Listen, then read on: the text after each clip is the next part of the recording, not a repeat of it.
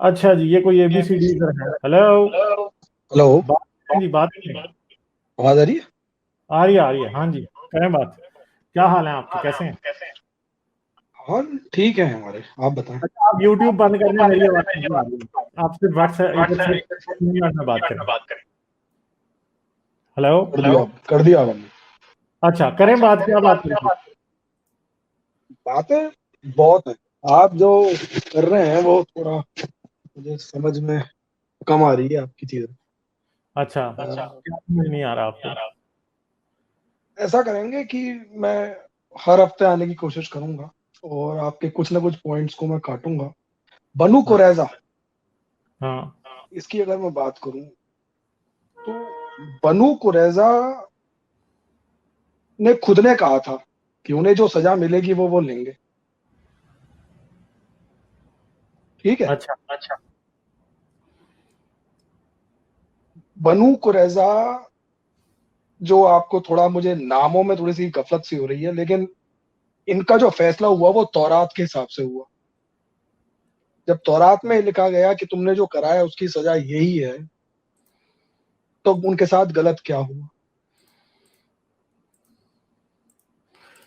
अच्छा जी, एक बात आप, पता नहीं आपकी आवाज़ मुझे वापस आ रही है। मैं एक्चुअली आपको म्यूट करूंगा, फिर आपको दोबारा मैं कर लूंगा, मेरी बात खत्म हो जाएगी। अच्छा भाई, जो सबसे पहली बात है, अपने आप को अनम्यूट कर लीजिएगा, मगर फिर आपको वापस अपने आप को म्यूट भी करना पड़ेगा, ठीक है? क्योंकि आवाज़ आपकी तरफ से वापस आती है। बात यह है कि आप किसी को बांध लें और उसको फिर यह कहें कि हाँ भाई तुम, वो फिर आप उसे मारने लगे या उसे बांध लें और उसे बेबस कर लें, तो फिर वो कभी ये कह भी देता है यार जो सजा दोगे मंजूर है, या फलां जो सजा देगा वो मंजूर है, क्योंकि वो सोचता है कि शायद मेरे पर रहम हो जाए। बस इतनी सी बात है। क्योंकि बनी कुरैजा ने ये कहा था, वो साद, क्या नाम था यार उस बंदे का, मेरे ज़हन से निकल गया, जो कि उनके उनके जो एलाई कबीला था उसका बंदा था, उसे उन्होंने कहा कि हाँ भाई हम जो भी वो सजा देगा वो कबूल करेंगे, क्योंकि वो समझते थे कि वो रहम करेगा उन पे, मगर उसने रहम नहीं किया। रसूल अल्लाह ने पहले ही, अबू बकर, रसूल अल्लाह और हजरत उमर, तीनों उस बंदे को एक कोने में ले गए हुए थे पहले ही, और उसे इस बात पे कायल कर रहे थे कि भाई तुम इनको मारो ही मारोगे, ठीक है? हदीसों से ये बात साबित है। मैंने जो वीडियो बनाई है बनु कुरैजा के ऊपर, अगर आप उसमें जाएं तो मैंने आप वो हदीसें दिखाई भी हुई हैं, उसमें सारा सामने स्क्रीन पे दिखाया हुआ है कि कैसे कैसे और कैसे कैसे उन लोगों को मारा गया, ठीक है? तो वो आप देख सकते हैं खुद।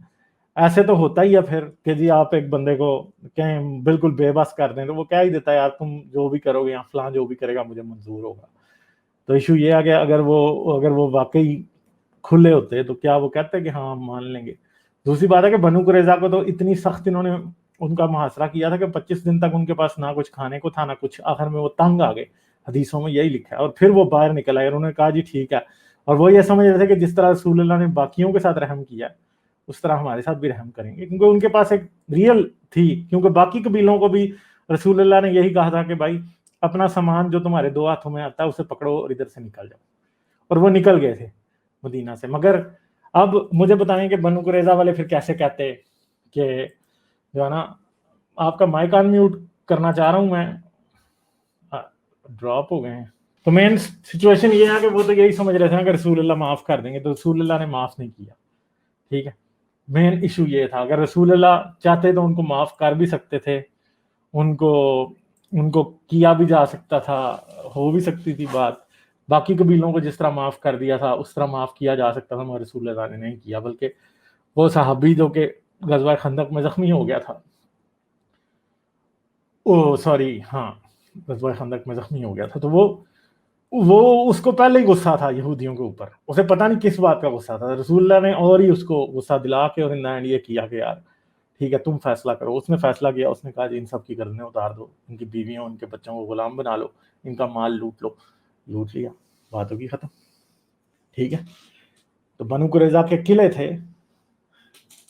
वो भी इन्होंने कब्जे में कर लिए, मर्द मार दिए, औरतों को गुलाम भेज दिया। फिर बाद में और भी हदीसें हैं जिसमें रसूलुल्लाह ने क्या किया कि औरतों और बच्चों को बाजार में दमिश्क के भेजने दे दिया, ठीक है? बेचने के लिए भेज दिया कि जाओ इनको बेचो और इनके बदले हथियार खरीद के लाओ, और हथियार खरीद के लाए गए, ठीक है? ये हदीसें हैं।